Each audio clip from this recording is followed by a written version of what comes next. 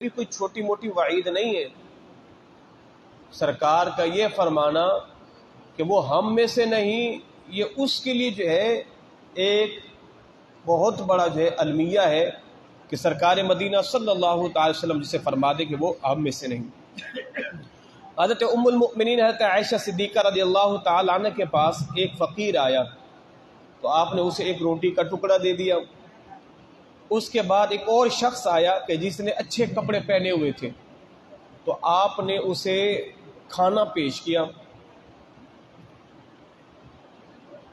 اب جناب عائشہ صدیقہ رضی اللہ تعالی عنہ سے پوچھا گیا کہ ام المؤمنین یہ کیا بات ہے؟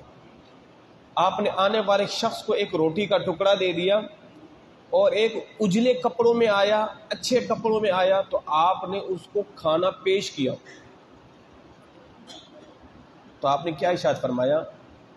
فرمایا کہ حضور کا طریقہ بھی یہی تھا،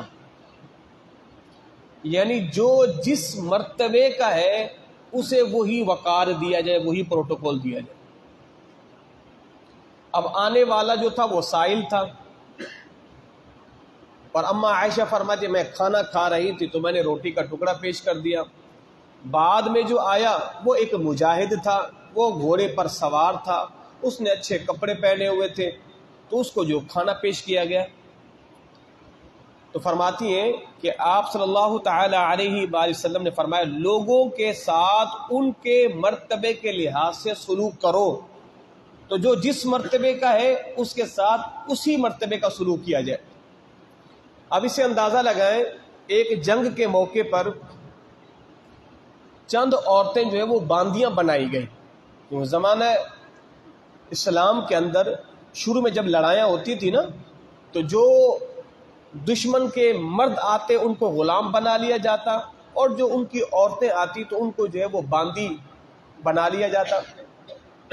اب ایک جنگ کے اندر ایسی ایک خاتون آئی کہ جو بادشاہ کی بیٹی، جو ایک بادشاہ کی بیٹی، اب ظاہر ہے اگر سرکار تقسیم کرتے ہیں تو ظاہر ہے وہ بھی کسی غلام کے حق میں جائے گی، مگر حضور نے اس کے ساتھ سلوک کیا کیا؟ فرمایا کہ اللہ کے نبی صلی اللہ تعالی علیہ وآلہ وسلم نے اسے اپنے نکاح میں رکھا۔ اور جناب عمر فاروق کے زمانے میں بھی چند ایسی باندیاں لائی گئی اور چند ایسی تھی کہ جو بادشاہوں کی بیٹیاں تھیں، تو آپ نے فرمایا کہ ظاہر ایک بڑے گھرانے سے آ رہی ہیں تو ان کو بڑے گھر میں جانا چاہیے، تو آپ نے ان کا نکاح حضرت امام حسین سے کر دیا، امام حسن سے کر دیا۔ تو گویا کہ یہ لحاظ ہے، تو ہر ایک کے ساتھ اس کے مرتبے کا جو ہے سلوک کیا جائے۔ ظاہر ہے آپ کے پاس کوئی ان پڑھ آیا ہے، جاہل آیا ہے، عزت تو سب کو دیں، عزت سب کو دیں، یہ ہرگز مطلب نہیں ہے کسی کی تحقیر کی جائے۔ ایک ان پڑھ ہے، ایک جاہل ہے، اس کو آداب کا نہیں معلوم تو ٹھیک ہے آپ نے اس کو عزت دے دی، ہاں اگر آپ اس کو اسٹیج پر بٹھائیں گے تو یہ آپ کے لیے وبال جان بن جائے گا، یہ آپ کے لیے وبال، ظاہر اس لیول کا ہے ہی نہیں نا، وہ اس لیول کا ہے ہی نہیں۔ آپ نے کسی ان پڑھ کو، جاہل کو اسٹیج کی زینت بنا دی، اب ظاہر ہے اس کو تو آداب کا نہیں معلوم، وہ اسٹیج پر بیٹھ کے کھیلتا رہے، اپنے معاملات کرتا رہے، اپنی داڑھی کے ساتھ وہی سلوک کیا جائے، وہی رویہ اختیار کیا جائے جو جس مرتبے کا ہے۔ اب ایک پڑھا لکھا شخص آیا ہے، آپ نے اس کو ویلکم کرنا ہے، اس کو خوش آمدید کہنا ہے، تو آپ ایک پروٹوکول کے ساتھ کریں گے، آپ کو اس کو عزت دیں گے، آپ اس کے ساتھ اس کے جملوں میں تبادلہ کریں گے۔ آپ ایک ان پڑھ ہے، جاہل ہے، آپ اگر اس کے ساتھ جو ہے وہ لکھنؤ والی اردو میں گفتگو کرنا شروع ہو جائے تو وہ کہے گا میاں کیا سر کھا رہے ہو، کیا کہنا چاہ رہے ہو؟ تو ہر ایک بندے کے ساتھ اس کے مرتبے کے لحاظ سے جو ہے سلوک اختیار کرنا چاہیے۔ ہاں اگر کوئی مالدار شخص آیا ہے، بڑے گھرانے کا ہے، تو آپ کو یہ ہرگز حق نہیں پہنچتا کہ اس کو کہے جاؤ وہ وہاں پہ بیٹھ جاؤ چپل والی جگہ پر، نہیں، بھائی بڑے گھرانے کا ہے تو اس کو پروٹوکول دیا جائے، عزت کے ساتھ جو ہے بٹھا دیا جائے۔ اللہ اکبر۔ اور آپ صلی اللہ تعالی علیہ وآلہ وسلم نے ارشاد فرمایا کہ باوقار شخص کو کم درجے میں اور کسی کم مرتبے کو بلند درجے میں رکھنا یہ اس کا حق نہیں ہے، جو جس درجے کا ہے اس کو اس درجے میں رکھنا چاہیے۔ اللہ اکبر۔ اسی طرح جو ہے آقا کریم صلی اللہ تعالی علیہ وآلہ وسلم کے غلام حضرت فاروق اعظم رضی اللہ تعالی عنہ، آپ کے پاس بڑے بڑے صحابہ کرام، بڑے بڑے علماء کا جمع غفیر ہوتا تھا، اور آپ کے پاس جتنے بھی صحابہ تھے نا، اکثر عالم یا عابد یا قاری حضرات کا ہوتا تھا۔ تو ایک شخص نے جن کا نام جو ہے حر بن قیس ہے، یہ جناب عمر فاروق کے خاص آدمی تھے، کیونکہ عالم دین تھے اور نوجوان تھے۔ ان سے ان کے چچا نے کہا کہ آپ کا تو جناب عمر کے پاس آنا جانا ہے، تو میری بھی ملاقات کروا دیجئے۔ آپ نے کہا ٹھیک ہے۔ آپ نے اجازت لی تو جناب عمر رضی اللہ تعالیٰ کی بارگاہ میں وہ حاضر ہوئے۔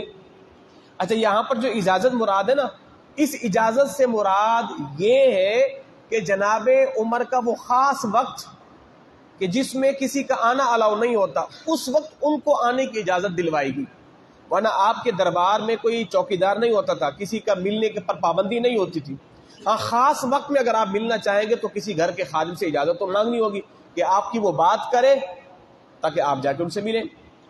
تو ان کو جو ہے وہ جناب عمر کے پاس لایا گیا، اور وہ شخص آ کے کیا کہتا ہے، اے عمر، آپ ہمارے ساتھ انصاف نہیں کرتے، انصاف کریں۔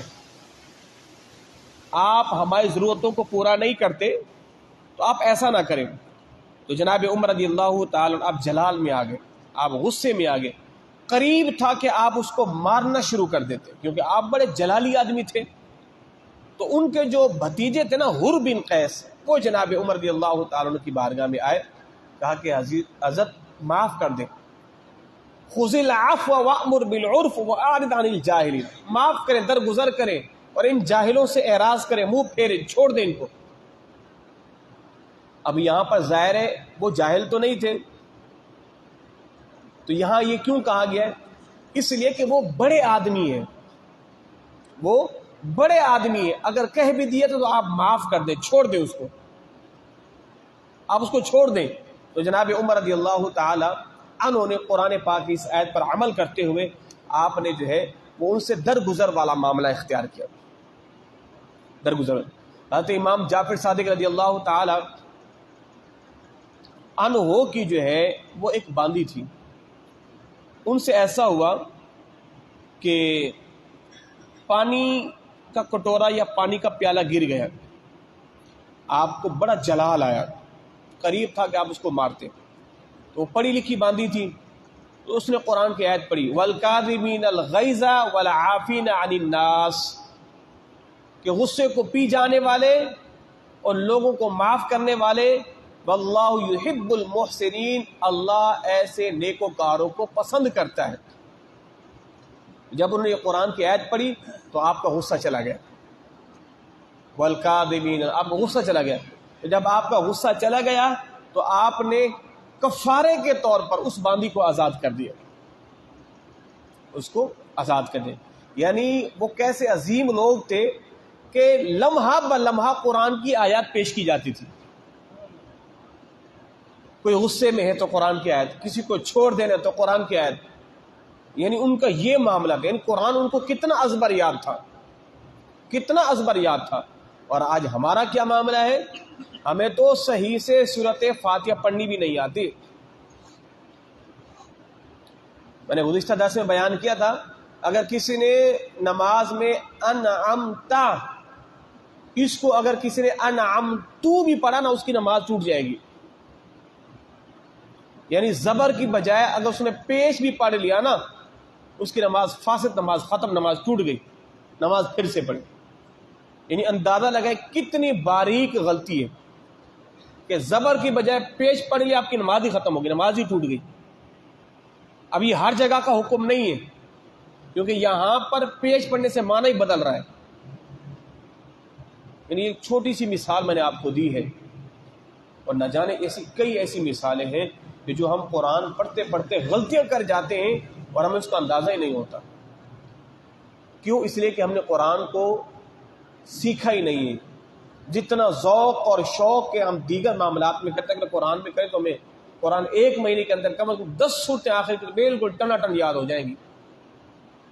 اللہ ہم سب کو قرآن پڑھنے کی توفیق عطا فرمائے۔